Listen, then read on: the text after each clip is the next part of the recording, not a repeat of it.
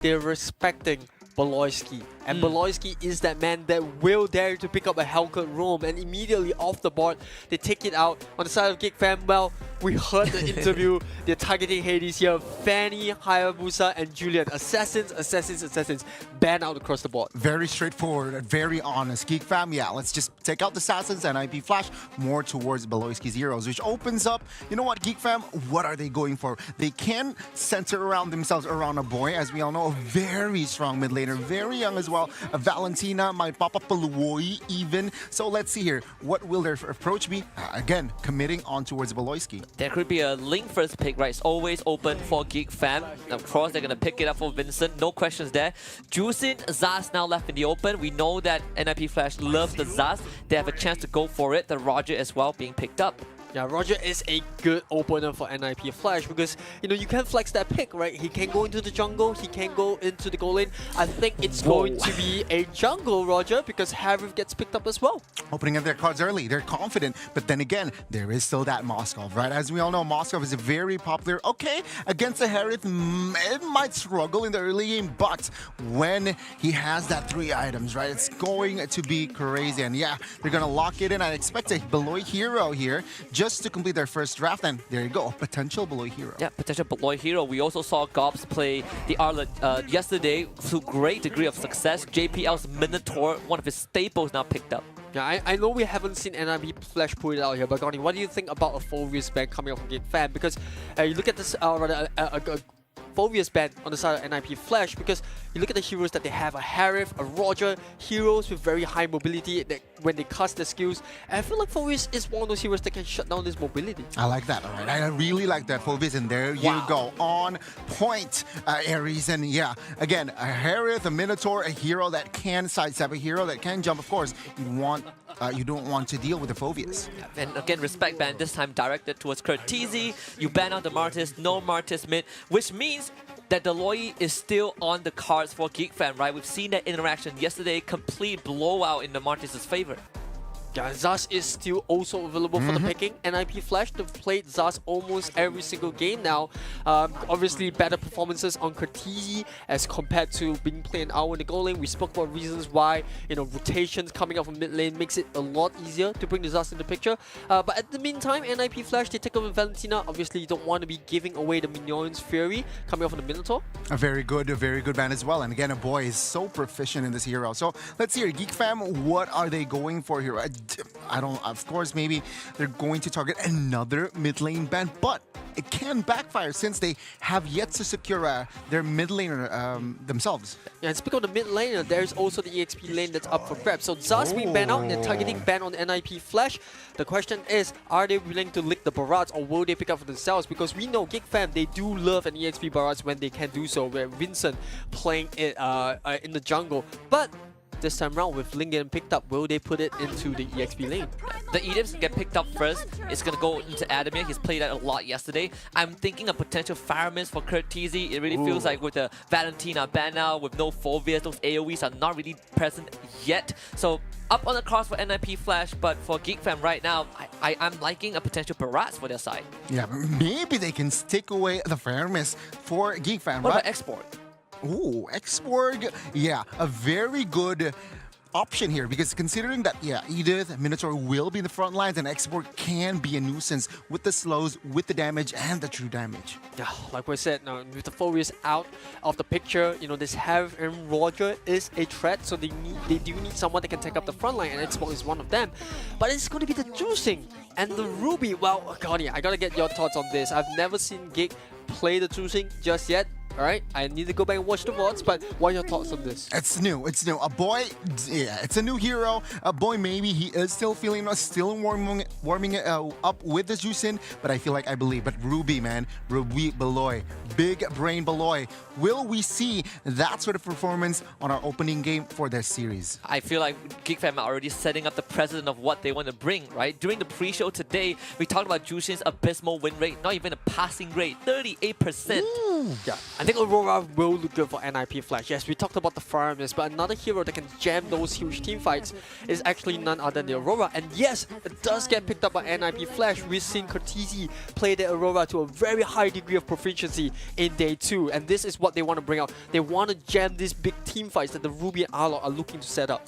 On the money today, we are on fire with this draft. NIP Flash feeling really comfortable in their skin, considering that they went for Harry Roger first 2 picks. But Geek Fam, we got the big brain Beloy, the BBB final words before we head into the game, Gani. You know what? I think with this balanced lineup, man, it's anybody's game. I gotta say, very balanced firepower early, mid towards the late. So, man, Husky and Aries, good luck casting this game. I'ma sign out. Right, so thank you very much, Gani. This is gonna be a very interesting series, just as the stakes have been kind of shown to us, right? 2-0 is the way to go, but 2-1 is probably the one that's more reachable as we head onto the land of dawn for Game 1 between NIP Flash and Geek Fam. Yeah, and now we've gone off the desk. NIP, NIP, NIP. Okay, but biasness aside, I think like Goni mentioned earlier, both teams look really balanced, right? They have an identity of how they want to play. Geek Fam looking for these huge team fights, looking to set up the Outlaws final slash, as well as the Armor Fender from the Ruby. But more importantly, juicing in the mid, will we see the aggression that we hope that these teams can show? And on the flip side, NIP Flash, they want to look for control with the Minotaur and Aurora in the mid lane. Absolutely. I think on top of that also, and something that is established about Jushin is that she needs time, right? She doesn't have burst damage, she needs time. So if you're immobile, life is tough, get used to it. But you do have certain ways of NIP Flash that they dealt with Jushin yesterday, just be mobile. Yeah, I think one of the key items that we should highlight is also the Dominance Eyes. You need the Dominance Eyes on both JPL and the EDF just because there is an Arlot and Ruby. We spoke about the sustain that they always look for. And I think what's really good of Dominance Eyes is not only does it reduce, you know, the lifesteal effects that these two heroes can bring. And Beloy found out by Hades, but again, so far NIP Flash very, very disciplined. JPL has been being fine and dandy with his mirroring since yesterday, and he's doing it, right? Keeping up with Beloy despite being on a Minotaur. And NIP Flash taking it slow. Yes, they've seen some aggression come up from Geek Fam, but that's also because of Juicing.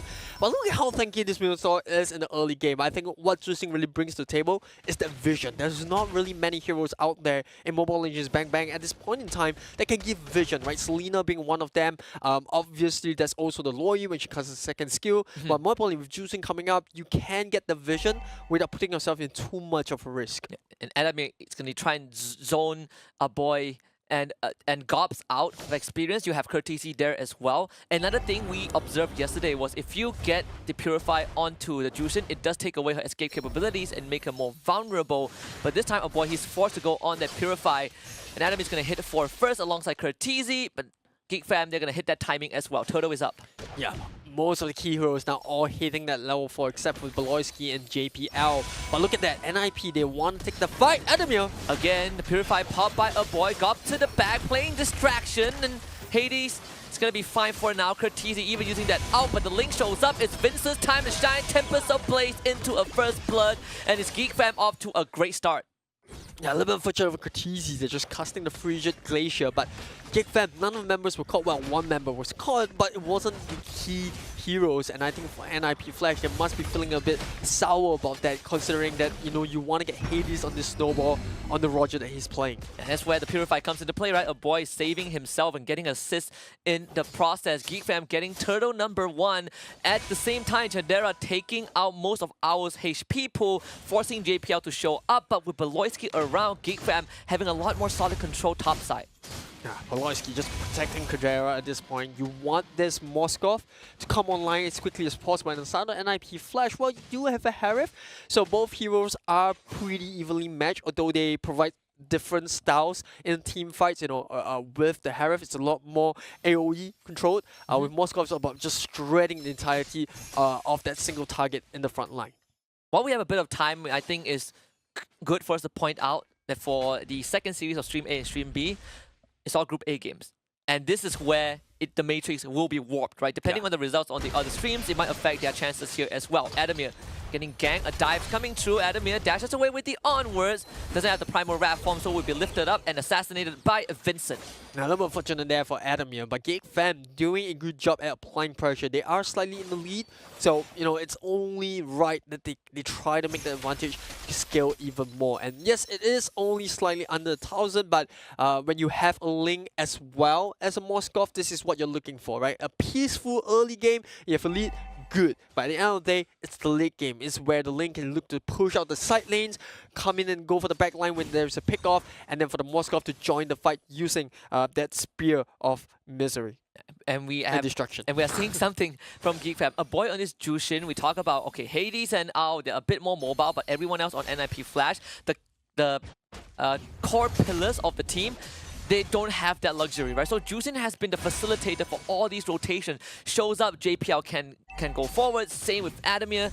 NIP Flash gonna put in the back foot a little bit. JPL spotted out, lifted up, pulled back, tries to run. Minimal Fury committed, but it's a flicker to get up boy and Beloy out of there. JPL though will be safe for now. Gob shows up, final slash, avoided spear of destruction. Does miss, but JPL still getting chased down. Vincent finds the kill, but at least Hades finds Beloyski. Gob's in a rough pace, but Adamir, good patience with that onwards into a freeze hour with the collection. This is really interesting. Both frontliners over the both Romans going down really early, but Adamir still looking for more. There's the flip. Curtisi kind of baited a little bit by Adamir. Goes into the passive. Vincent comes out of it. Adamir still has the primal wrath form. Tempest of Blades as a response. The freeze does not connect, but Vincent dashes away, and GEEK fam will not get the second turtle. And in the middle of it all, NIP Flash, perfect rotation coming out to get the Harith to bot lane. I think Kadera's doing really well of pushing out those waves, but Harith has to be careful. Beloyski and Gobs. Well, Ao actually tries to fight this once the turret first. Cannot get it in time. They protect the structure. Ao though still gets out, but Gobs will not let that happen. A flicker into a kill. NIP Flash kind of fumbling the ball. Yeah, well, I tried to give Ours a heads up there, right? You're up against an Ourlord and a Ruby. They can displace you from where they are, and I think Owl found that out really quickly. But NIP Flash here, I think they're doing a good, decent job. But GEEK fam, on the other hand, doing an even better job at getting this aggression. And I think for a boy on this Zusing, what you want is the early game, because we spoke about Zusing, right? Matter or not, is she good? Is she not? A lot of teams have been experimenting with her. I think Zusing is one of those heroes where you want to be ahead. This is where her potential shines. When you're playing from behind, even if you have the lantern, there's not really much you can do. And they pull on the JPL, Beloy leading the charge. JPL forced to commit the ultimate, and now to back him up, but JPL just could not catch a break.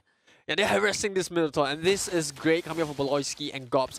A boy, ultimate, is in a Frigid Glacier getting used, but doesn't really matter though. Gobs finding a double kill. Final slash does not connect, but not that it matters. GEEK fam with the first big fight in the mid lane.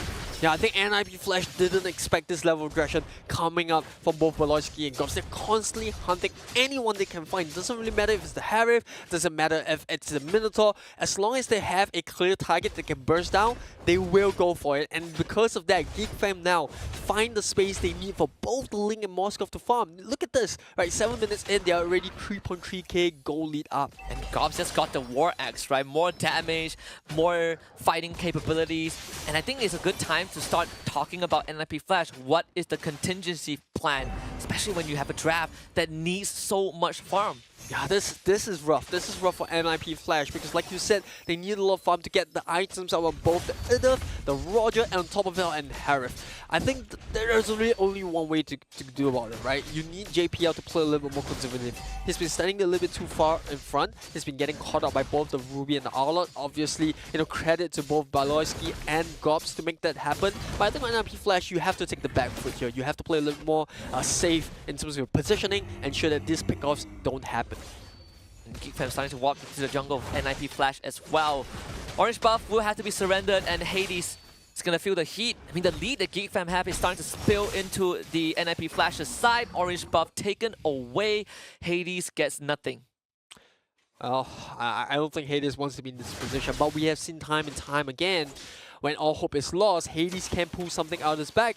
We'll see whether that happens, but coming back to this replay, look, once again, a very, very early Fusion Classic being pulled out of the bag from the side of Cortesia, and once that's done, you don't really have much. Yeah, there's the Minion Fairy to follow up, but Game Fam is so far ahead, they don't really care. There's no damage dealer by their side to finish the fight off. Even JPL has been using the Minoan Fury as a means to defend himself, right? That's He not a good sign. doesn't want to get lifted up, doesn't want to get pulled, doesn't want to get swiped to the side.